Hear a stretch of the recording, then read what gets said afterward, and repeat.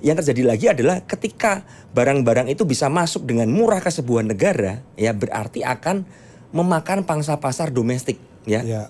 Jadi bisnis-bisnis domestik akan kena dampaknya. Perang dagang ini hanya memperparah keadaan Indonesia, Pak. Makin parah ya. Makin parah. Masyarakat ini nggak mau spending money lagi. Karena mereka mau spending, mereka berpikir saya tuh harus menetapkan semua prioritas nih. Kasarnya seperti itu. Jadi yang nggak penting saya akan cut, ya, supaya saya fokus kepada apa? Sandang pangan papan, otomatis kan. Nah yang saya takutkan lagi adalah ketika rupiah di 17.000 ini cepat atau lambat akan terjadi menurut saya. Kalau tidak ada perubahan yang dilakukan oleh pemerintahan kita dan kebijakan-kebijakan yang kedepannya. Yang membuat investor mau kembali ke negara kita lagi.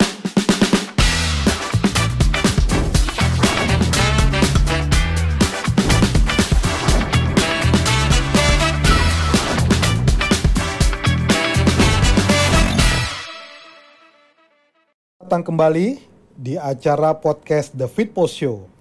Hari ini kita dibuat deg-degan ya terkait dengan kebijakan perang dagang yang dilakukan oleh Trump dengan kenaikan tarif impor bukan hanya di Indonesia tapi ke banyak negara. Ada banyak efek yang ditimbulkan oleh karena kebijakan ini dan pada hari ini kita akan membahas secara santai dengan orang yang tepat yang benar-benar praktisi di market bersama dengan Om Ben. Selamat datang Om Ben. Selamat datang. Kemarin habis liburan kayaknya lama banget nih di luar negeri nih. Iya, ngabisin libur lebaran, Pak. Oh. Dan market lagi memang nggak ini ya. Iya. Nggak enak untuk trading. Iya, marketnya lagi ya bergejolak sekali. Nah, makanya akhirnya Om Ben memilih untuk liburan dulu. Iya, betul. Oke. Om Ben, hari ini kita mau bahas terkait dengan perang dagang. Nah, kita mau mengajarkan kepada pemirsa. Kebetulan ini pemirsanya banyak nontonnya dari Transvision, dari IndiHome, ya channel di IndiHome. Nah kita akan membahas terkait dengan apa sih perang dagang itu dan apa sebagai pemicunya apa, pemicu utamanya apa perang dagang tersebut dan kenapa ini berdampak secara global dan berdampak luar biasa ke market Indonesia. Oke, jadi seperti kita ketahui ya perang dagang itu di mana beberapa negara ya itu menaikkan tarif ya untuk tarif barang masuk yang ada di negara tersebut. Dalam hal ini kita tahu Amerika ya.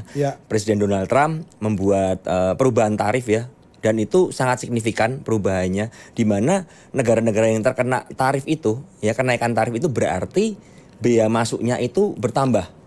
Nah, efeknya adalah ketika pajak masuknya itu bertambah, ya tarifnya bertambah, maka harga barang di negara tersebut akan lebih mahal. Lebih mahal. Ya, dalam hal ini kan Amerika ya. Jadi misalnya Indonesia dikenakan kenaikan tarif 32%, ya biasanya harga akan berubah. Produksi-produksi barang yang ada di Indonesia yang dikirim ke Amerika, ya akan menjadi lebih mahal di sana. Karena apa? Akan ada adjustment dari tarif biaya masuk tersebut. Nah, hal itu dikarenakan kenapa sih Amerika, kenapa kok dalam tanda kutip cari gara-gara ya untuk merubah seperti itu karena mereka merasa tidak ada keseimbangan ya.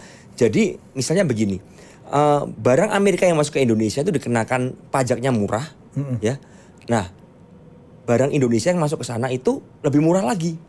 Nah, sehingga apa? Sehingga terjadi defisit neraca perdagangan dari Amerika. Ya karena barang Amerika yang masuk ke kita itu mahal. Ya kan, barang kita yang masuk ke sana tuh murah. Nah, yang terjadi lagi adalah ketika barang-barang itu bisa masuk dengan murah ke sebuah negara, ya berarti akan memakan pangsa pasar domestik, ya.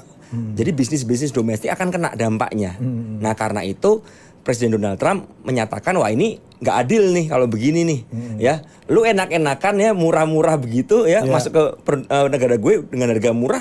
Kamu kasih harga mahal masuk ke negara kamu sehingga barang aku mahal sekali dan nggak laku di sana ya kan produk aku nggak laku makanya Donald Trump merubah tarif tersebut dan itu membuat yang namanya perang dagang. Nah perang dagangnya terjadi karena apa? Ketika negara yang dikenakan tarif membalas.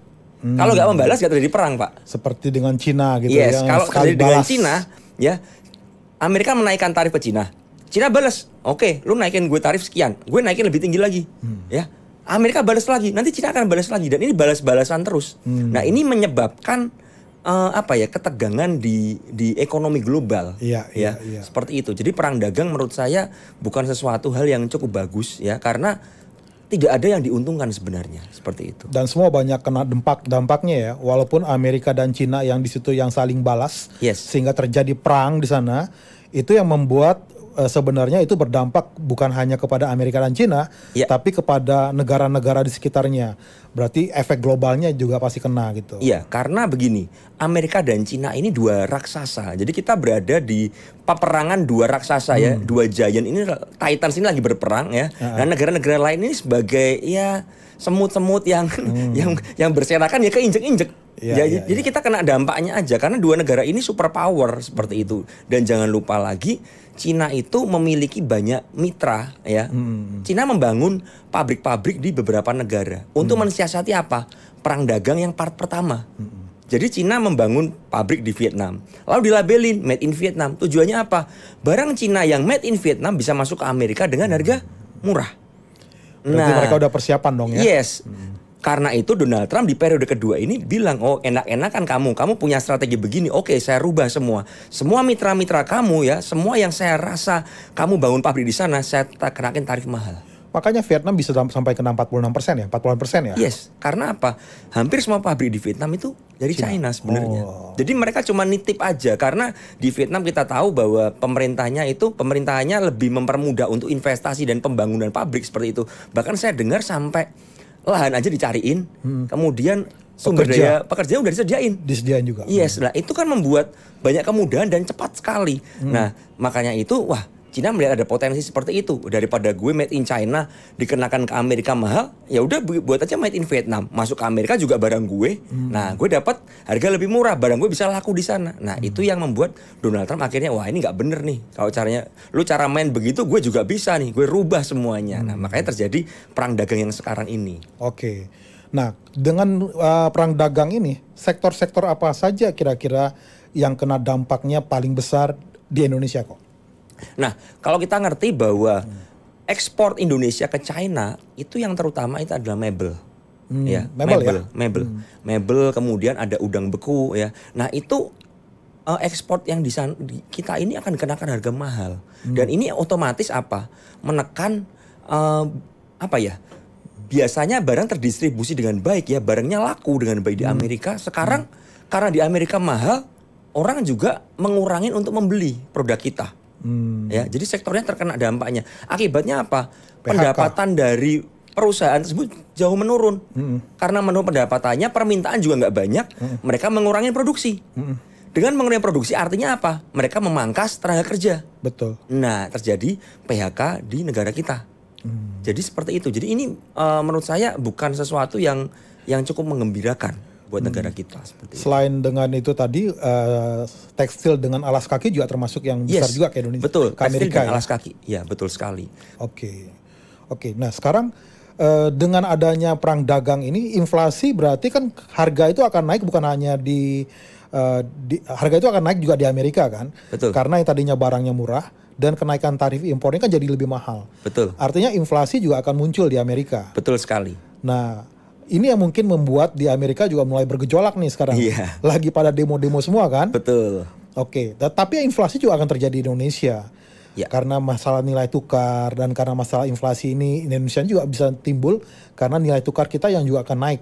Betul. Nah, kira-kira apa penyebabnya nilai tukar kita bisa naik kok? Mungkin bisa jelaskan ke pemirsa yang ada di Transvision di IndiHome. Sebenarnya ini perang dagang ini salah satu faktor pemicu tambahan aja, Pak.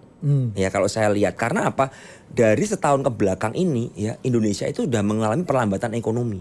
Itu harus diketahui. Jadi udah perlambatan perekonomian ya. Kemudian di Indonesia udah terjadi penurunan daya beli. Ya karena ekonominya menyusut, dan kita lihat ya kemarin kan mudik ini katanya yang paling lancar. Dan ternyata secara data itu banyak orang yang nggak mudik, sekitar 50 juta kalau nggak salah datanya ya. Betul. Saya kemarin ke Bali itu sepi Pak ya. Yang ramai itu di daerah-daerah wisata asing Canggu ya. Nah Canggu Ubud ya.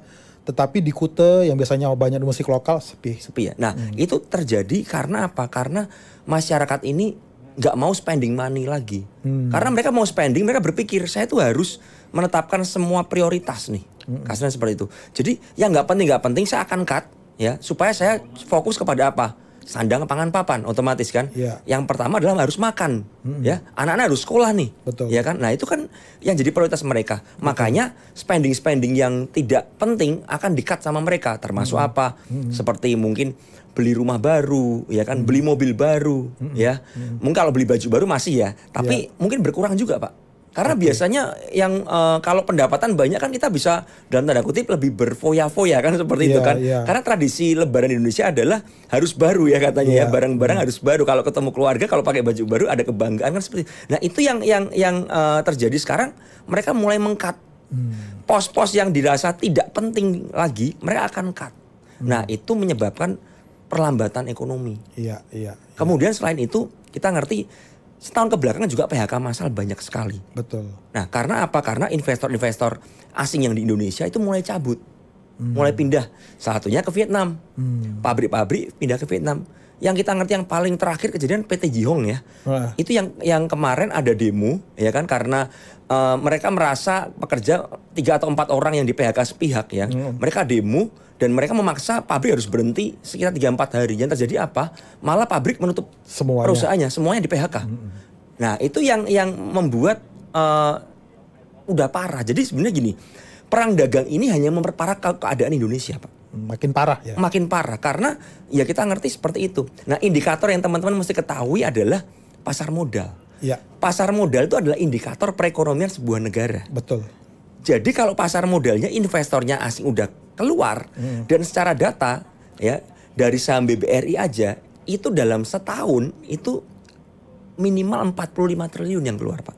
45 triliun? Yes. Dalam setahun per bulan Maret tahun lalu, di mana ada ex dividend waktu itu sampai dengan bulan Februari kemarin saya lihat datanya tuh 45 triliun. Nah itu berarti kan ada dana yang ditarik ya dari Indonesia. Ya kan otomatis apa? Otomatis mereka baliknya jadi dolar dong. Betul. Nah itu menekan rupiah kita. Betul. Karena apa? Mereka beli dolar akhirnya. Betul. Jadi dolar kan. Betul. Dan dolar itu kabur dari Indonesia. Betul. Dialihkan. Nah ini yang membuat keadaan ekonomi Indonesia ini sebenarnya udah mulai goyang seperti itu. Nah ditambah kok dalam tanda kutip ya, bad times banget ini. Apes-apesnya ini kok perang dagang masuk di sini. Betul. Nah ini memukul lagi. Betul. Jadi kita udah tertekan ya, udah punya banyak beban nih ceritanya, ditambahin beban tambahan lagi. Betul. Nah itu yang terjadi di perekonomian kita. Sehingga apa? Ya jelas kita mengalami inflasi ya kan, daya beli kita rendah, harga barang naik ya kan. Ditambah lagi yang terjadi apa? Rupiah kita melemah terus. Dan rupiah melemah di hampir semua mata uang. Yang saya kaget itu kepada Thailand Baht. Terakhir tuh 505 sudah. Saya masih ingat dulu Thailand Baht itu di harga 400. Loh, saya kemarin lihat loh udah 500-an. Yang kaget lagi saya kan waktu bulan Desember habis dari Eropa. Saya waktu di Eropa itu 16.800 euro. Kemarin bulan Maret itu 18.600. Itu kenaikan 10%. Iya kan? Nah itu signifikan sekali. Belum lagi Japan Yen. Japan Yen saya masih ingat tahun lalu sempat nyentuh 100. 102. 103. Waktu saya November ke Jepang masih 103, 104. Sekarang 115, 117. Berarti itu nilai tukar terhadap rupiah? Yes. Berarti berarti rupiah kita parah banget dong? Parah banget sebenarnya. Karena begini, kalau teman-teman ngerti yang namanya USD Index ya, indeks USD itu turun terus. Artinya apa? USD itu melemah harusnya kepada semua mata uang. Nah ketika USD Index turun dari 109 ke 103 sekarang, yang terjadi apa? Di dalam rupiah kita itu nggak ada penurunan. Jadi rupiah kita yang harusnya kalau rupiah kita cukup oke ya, kita akan lebih kuat dong. Kita bisa di harga 15 ribuan. Betul. Tapi kita nggak pernah nyentuh 15 ribuan. Selalu di 16.300, 16.200, 16.400 dan stabil. Nah yang saya khawatirkan adalah ketika nanti suatu ketika USD Index menguat, nah gimana Indonesia? Ketika mereka melemah aja kita melemah. Iya kan? Harusnya kan ketika mereka melemah kita menguat dong. Kalau mereka menguat, nah ini jadi problem baru nanti. Nah yang saya takutkan lagi adalah ketika rupiah di 17.000 ini cepat atau lambat akan terjadi menurut saya. Kalau tidak ada perubahan yang dilakukan oleh pemerintahan kita dan kebijakan-kebijakan yang kedepannya yang membuat investor mau kembali ke negara kita lagi. Betul. Nah itu yang sebenarnya lebih menakutkan dari perang dagang menurut saya seperti itu. Karena perang dagang ini kan akan menekan cadangan devisa kita tentunya. Betul. Dengan ekspor yang sekarang dengan perang dagang ini yang akan turun, otomatis cadangan devisa kita turun, bumper untuk menjaga stabilitas rupiah kita. Nah itu juga semakin melemah, semakin sulit, tipis, semakin tipis bumpernya. Jadi kemungkinan untuk dolarnya di posisi 17.000 besar dong kemungkinannya ya. Menurut saya dengan sedih hati saya bilang besar. Saya sendiri tidak berharap itu terjadi ya, karena dengan dolar 17.000 saya mengerti semua masyarakat Indonesia akan suffering sekali, ya kan. Dan dikhawatirkan lagi terjadi apa? Orang-orang yang punya cadangan cash rupiah, mereka melihat rupiahnya nggak berharga. Mereka oper ke dolar lagi. Ini akan memperparah keadaan rupiah kita. Betul. Seperti itu. Nah ini ya efek dominonya seperti itu. Betul. Oke, nah sekarang dengan kondisi yang seperti ini, gimana sih caranya supaya investor pemula dengan kondisi seperti sekarang itu harus ngapain? Apakah mereka harus cut loss atau tahan atau beli nih, Om Ben? Nah, kalau saya lihat sebenarnya begini, saya tidak bisa yang namanya mengeneralisasi, karena yang pertama ini saya nggak ngerti mereka ada di saham apa, ya kan? Ya, yang pertama saya lihat begini, sahamnya apa dulu itu yang harus kita pilih. Kita harus mengerti sahamnya apa dulu. Yang kedua adalah tipe investornya apa. Mereka adalah dividend player atau hanya untuk trading saja atau cari capital gain aja. Nah itu yang harus dimengerti. Nah sahamnya apa? Kalau saham-sahamnya ini saham-saham yang jelas, ya saya bilang jelas itu seperti saham-saham yang berfundamental ya, seperti perbankan, ya, seperti LQ45, saya rasa masih ada harapan. Apalagi kalau memberikan dividen. Ya. Nah yang kedua, kalau mereka seorang dividend player, menurut saya ya nggak perlu khawatir karena seorang dividend player itu time frame-nya tahunan. Dan kita ini sedang mengalami sebuah siklus, teman-teman. Jadi kalau teman-teman tahu, kita ini lagi ada di sebuah siklus. Dan ini akan terjadi berulang. Ini market akan merestart semua, merestart harga yang udah dirasa mahal akan direstart. Kita ngerti perbankan BBRI dari 64 sekarang udah di 36, ya, 39, 38. Itu udah terdiskon hampir 50%. 50%, betul. Nah, terjadi restart ulang. Nah, orang-orang yang memang dividend player dan orang-orang yang memiliki cadangan cash yang besar, mereka akan dengan senang hati menyambut masa koreksi ini. Yang jadi masalah adalah teman-teman yang tidak punya cadangan cash lagi. Yang kedua, teman-teman nyangkut di saham-saham yang tidak jelas, ya, saham-saham lapis 3 atau penny stock yang gorengan-gorengan, yang tidak ada dividennya, bahkan yang perusahaannya nggak jelas seperti itu kan. Dan yang ketiga, cashnya udah nggak ada, ya, nyangkutnya udah di atas, cashnya nggak ada. Nah, kalau kondisi seperti itu, mau nggak mau harus cut, karena nggak ada cara lain, Pak. Ya. Kalau misalnya, kita harus amanin cash. Cash ini buat apa? Buat nembak lagi di saham-saham yang bagus, yang harganya murah. Kan seperti itu kan. Nah, kita ngerti bahwa ini perbankan ke depan kan minggu depan, ya. Podcast ini dibuat kan sebelum terjadi ex-date dari BBRI ini, ya kan. Kita di hari Jumat nih. Ya. Kita di hari Kamis nih. Di hari Jumat BBRI ada ex-date, kemudian BMRI di hari Senin, Selasanya BBNI, ya. Nah, beruntun ini akan ya terjadi koreksi pasti kan. Nah, setelah dividen selesai, nah ini adalah penentuan dari saham-saham tersebut. Apakah asing masih menggelontor untuk jual dengan agresif atau mereka malah buyback lagi? Karena apa? Karena saya nggak bisa ngomong dulu karena dividennya ini gede, ya kan? Kita ngerti kemarin BMRI sempat dari 4250 membal ke 52. Sekarang harganya juga 5 ribuan kan. Nah itu karena apa? Dividennya 10%. Jadi orang-orang berlomba untuk beli. Antara mereka spekulan, atau mereka merasa bahwa saham ini bagus, atau mereka mau ambil dividen. Kalau belinya di 43, sekarang di 5.000, ya kan. Kalau terjadi ex-date 10% berarti kan harganya jadi 4.500. Seandainya mereka beli 43, mereka masih dapat capital gain 200 perak per sahamnya. Nah, itu yang mungkin mereka harapkan, dan terjadi yang namanya aksi panic buy di situ kemarin, ya, waktu sebelum lebaran itu terjadi kan. Nah, rebound. Nah, setelah dividen selesai, nah ini problem lagi. Karena kita tahu tahun lalu setelah dividen selesai, IHSG mengalami net sell asing yang sangat masif sekali. Kan berarti asing nunggu dividen selesai, dia dapat dividen baru mereka jualan. Kan seperti itu. Jadi nanti akan ditentukan dari hari besok sampai hari Selasa. Yes. Ya. Podcast ini dibuat hari Kamis tanggal 10. Ya, tanggal 10 April. Ya. Nah, jadi besok tanggal 11 sampai nanti hari Selasa kita akan lihat.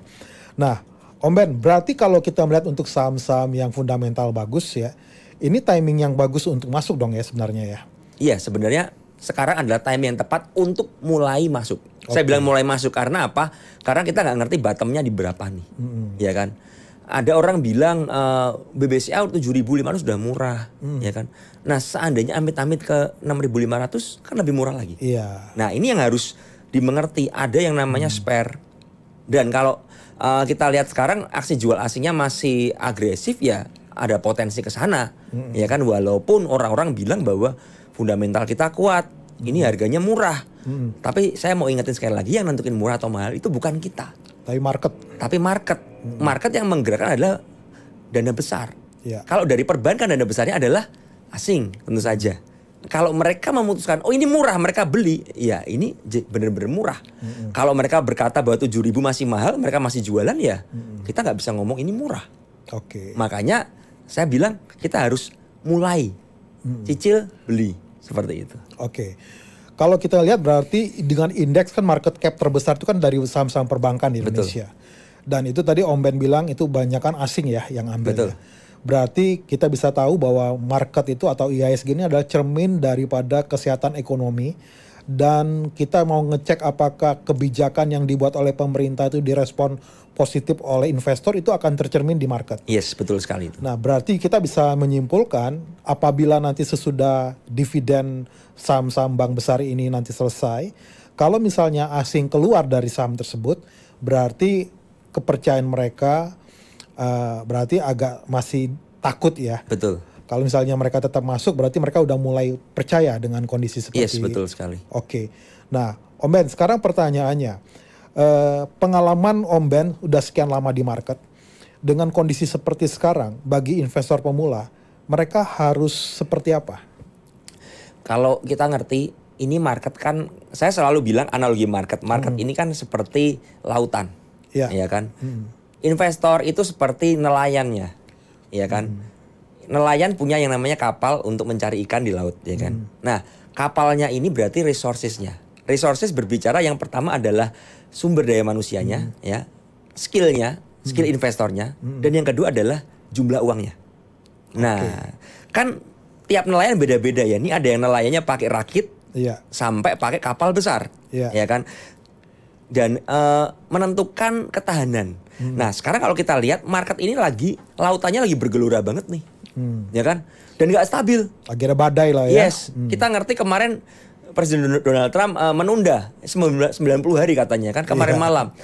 Tiba-tiba indeks Amerika mendadak rebound dari minus 2% jadi plus 10% nih. Indonesia buka langsung 5% plus. Indonesia buka langsung plus 5% hari Kamis 10 April ini. Iya. Nah, kita ngerti berarti kan lautannya kan nggak stabil. Betul. Kemarin ARB semua saham, ya kan? Betul. Kemarin saya masih lihat ada saham Raja, saham Ratu ARB.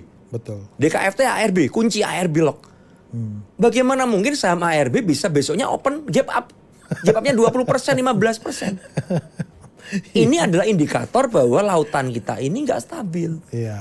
Tiba-tiba badai, tiba-tiba tenang. Nanti dari tenang tiba-tiba badai lagi. Badai lagi. Nah, kalau saran saya ya teman-teman harus checking masing-masing. Teman-teman tuh punya perahu itu apa? Rakit, ya, atau kapal tongkang, ya, atau kapal tanker yang gede, ya kan? Nah, di situ teman bisa menentukan. Kalau teman-teman rakit, ya saran saya sekarang ya minggir-minggir dulu aja, ya. Kenapa saya suruh minggir? Karena apa? Saya khawatir teman-teman ketika masuk di laut itu disapu badai, teman-teman langsung trauma, langsung tewas, ya, tewas di market sehingga apa? Sehingga nggak bisa melanjutkan investasi lagi. Kita ngerti investasi, saya selalu bilang investasi adalah sebuah perjalanan maraton, bukan sebuah lari cepat. Jadi ketahanan diri itu penting, ya kan? Karena apa? Teman-teman kalau pemula, ya, sekarang ini menurut saya adalah waktu yang tepat untuk belajar. Bukan waktu yang tepat untuk mencari duit, bukan. Saya katakan seperti itu. Sekarang adalah waktu yang tepat untuk belajar. Nah, kenapa begitu? Karena kalau teman-teman terlatih dengan masa yang sukar, ya kan, ini kalau lagi susah nih masanya nih. Nanti kalau siklusnya udah berakhir, ingat market adalah sebuah siklus, ya. Ada siklus koreksi, ada siklus uptrend ya kan, bearish dan bullish. Sekarang lagi bearish nih.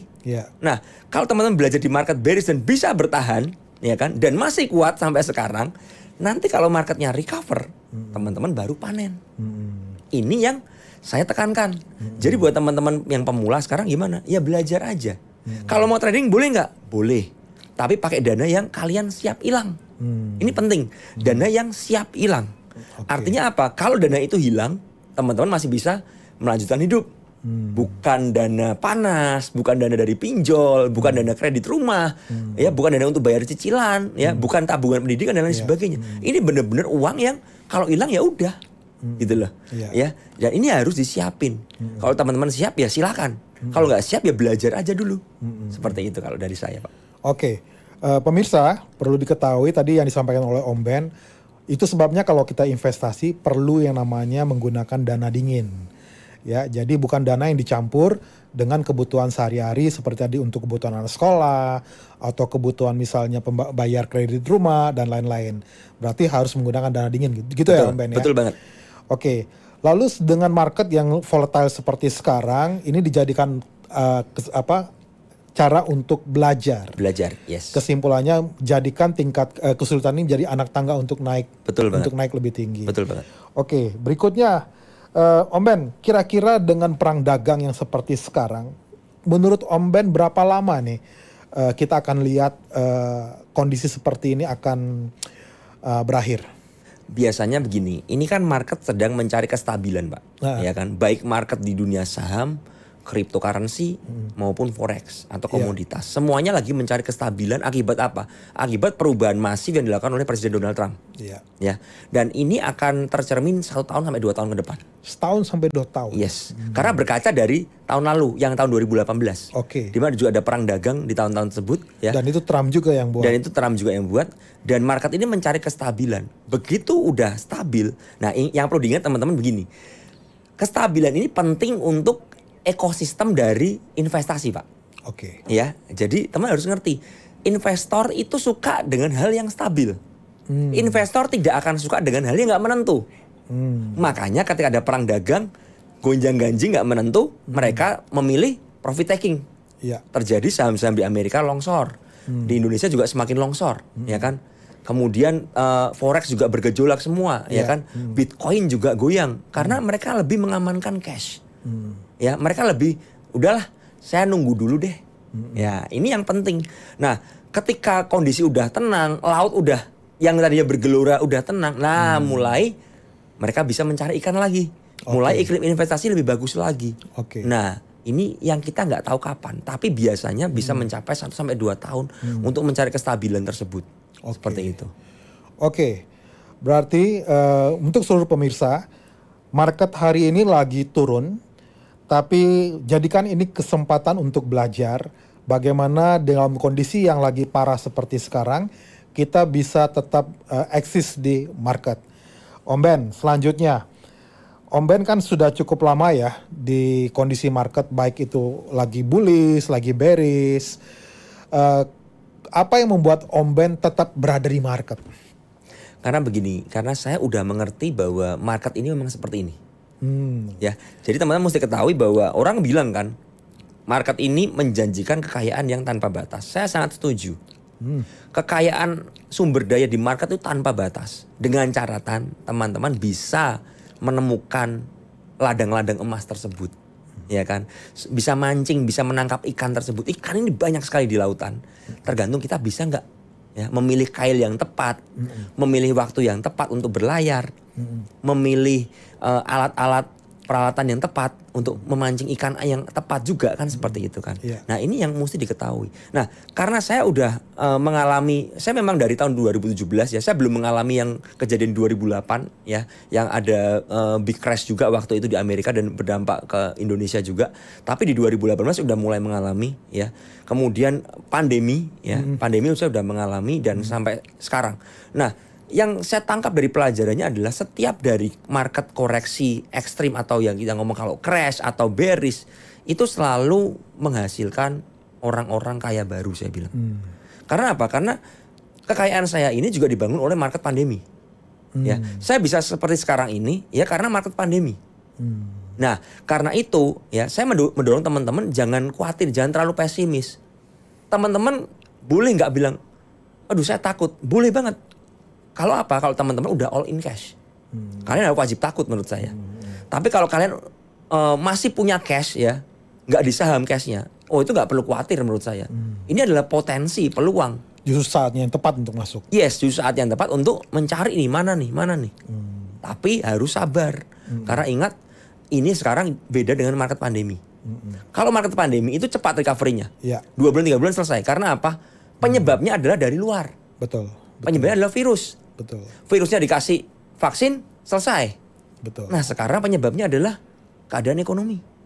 Keadaan ekonomi untuk bisa pulih itu butuh waktu, nggak 1 bulan 2 bulan, tapi bisa bertahun-tahun. Di dalam aja udah sulit, dipersulit dari luar. Yes, makanya saya bilang recover kali ini bakal takes time. Karena apa? Ini recover yang diakibatkan masalah internal plus eksternal dari luar. Jadi ini udah double nih. Nah kalau sekarang ketambahan COVID lagi sempurna kan kasarnya begitu kan. Ya, kita berharap tidak ada seperti itu kan. Tapi saya bisa bilang dari ekonominya melemah, inflasi tinggi, rupiahnya melemah, ditambah ketidakpercayaan investor, plus ada perang dagang. Wah ini kompleks sekali masalahnya. Makanya butuh yang namanya proses, ya kan. Dan saya rasa pemerintah pasti akan mencari cara untuk solvingnya bagaimana. Nah itu yang butuh waktu. Nah selama pemerintah mencari solving dari ekonomi yang masih gonjang-ganjing, itu kan lama-lama kan pasti kalau kita kasarannya trial and error juga ya, akan menemukan formula yang tepat untuk mengatasi masalah yang ada. Nah ketika formula udah tepat, baru market akan recover. Indikatornya dari apa? Kembali dari investor asing yang mau masuk ke Indonesia lagi. Itu adalah indikator yang penting banget. Dan saya sedikit kasih bocoran buat teman-teman di sini adalah lihatnya itu di BBCA. BBCA. Jadi saya membuat riset ya. Ketika BBCA itu terjadi inflow asing yang besar, artinya asing masuk ke BBCA dengan dana besar, itu ada tanda di mana IHSG kita udah siap untuk naik. Kalau sekarang asing keluar di BBCA? Yes. Jadi gini, kalau teman-teman perhatikan, siklus pertama dari outflow asing di perbankan adalah BBRI yang pertama. Dimulai dari bulan Maret April 2023. Udah keluar tuh, keluar. Makanya dari 64 turun ke 48, balik lagi ke 55 sampai longsor kan. Nah, BBCA itu mulai keluar itu bulan kalau nggak salah tuh September atau Agustus. September tahun lalu. Yes, itu udah mulai outflow, mulai kelihatan keluar. Nah, ketika BBCA udah mulai keluar, waktu itu saya udah bilang ke teman-teman, nih hati-hati nih. Indikatornya apa BBCA soalnya? Kalau sampai BBCA itu volatile seperti sekarang, coba bayangin, saham dengan market terbesar di Indonesia nomor 1 bisa open minus 12%. Kemarin ya Pak ya.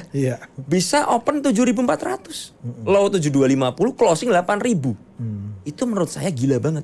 Volatile banget. Ini ada ya something wrong di sini berarti. Iya kan?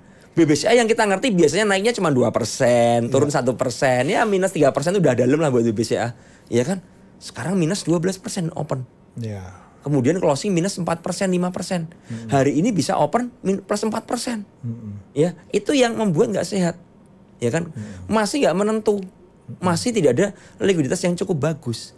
Nah, kalau nanti suatu saat BBCA udah mulai inflow, asing masuk dengan konsisten, nah ini adalah waktu yang tepat untuk kita mulai memperbesar dana kita untuk masuk dan untuk buy and hold. Kalau sekarang saya masih bisa bilang ya kita trading aja dulu. Kecuali kan teman-teman punya strategi untuk dividend player. Ya, kalau dividend play udah beda lagi cara mainnya, karena bermain dengan panjang, ya kan? Boleh nggak beli? Boleh. Nanti turun lagi, beli lagi. Turun lagi, beli lagi, ya kan? Itu namanya dividend play. Tapi buat teman-teman yang napasnya pendek, jangan sekali-sekali seperti itu. Betul. Nanti belum sampai bottom, ngap-ngapan, dibanting ARB, teman-teman cut loss, besoknya mantul kayak kemarin. Yang terjadi apa? Psikologisnya kena, mentalnya rusak. Dan akhirnya berpikir, saham ini judi. Nah, karena apa? Karena ketidakpahaman dari sebuah siklus. Iya kan? Buat saya pribadi kalau saya punya cash kemarin saya belanja. Kapan lagi bisa open ARB? Iya kan? Bisa ambil BBRI langsung minus 12%, minus 15%, iya kan? Nah, buat teman-teman yang nyangkut bisa belanja nggak? Nggak bisa. Pasti teman-teman yang nyangkut mikir, panik nih, market mau crash nih. Saya cut loss lah di ARB. Habis teman-teman cut loss, trading halt. Habis trading halt, turun sebentar, rebound. Nah, ini yang membuat rusak mental dari teman-teman investor yang belum paham di market seperti itu. Jadi saya bisa bilang kenapa saya bertahan di market? Karena market ini tetap potensial. Cuman kita harus mempelajari pelan-pelan. Dengan proses, dengan yang namanya teman-teman harus strong di sini seperti itu. Oke, menarik banget ya, dari awal tadi sampai akhir itu kita bisa melihat semuanya daging, dan ini kebetulan lagi viral memang terkait dengan perang dagang. Dan mungkin sebelum tutup saya akan minta konklusi dari Om Ben untuk seluruh pemirsa yang mendengar di channel Seru, di IndiHome dan di Transvision. Konklusinya apa Om Ben? Konklusinya simple. Kalau sekarang market lagi bergejolak, kalau teman-teman mau belajar, ya belajar aja dengan uang yang saya bilang. Ya seperti itu ya. Karena kalau mindsetnya tepat, teman-teman gak akan kapok. Tapi kalau mindsetnya udah salah, teman-teman bakal kapok banget. Apalagi dengan dana yang salah ya, dengan dana dingin, harusnya dengan dana dingin, jadi dana panas ya pakainya, karena itu bakal kapok. Yang kedua konklusinya adalah di masa seperti ini teman-teman harus bisa bijaksana, mengendalikan diri. Karena market akan bikin FOMO nih. Contoh hari ini, ya kan? Open langsung plus 5% ya ISG. Kita gak ngerti besok gimana marketnya. Lusa bagaimana kita gak pernah ngerti. Nah teman-teman yang FOMO kebanyakan akan nyangkut. Nah itu yang penting dimengerti. Lalu dengan adanya ketidakstabilan seperti ini, berarti ada potensi tekanan jual yang besar. Artinya apa? Artinya ya dana kalian harus dijaga, disiplin. Jangan sampai begini. Yang saya khawatirkan adalah ketika time to buy-nya itu muncul, kalian gak punya cash. Teman yang lain jadi kaya, kalian BEP. Nah itu petaka menurut saya. Petaka terbesarnya seperti itu, ya kan? Jadi kalau kalian nggak bisa memanage keuangan dengan baik sekarang, ya saya khawatirkan itu aja. Kalau yang lain nanti Bestapora, yang lain beggar, multi beggar, kalian BEP. Nah itu ya akan kembali merusak mental kalian.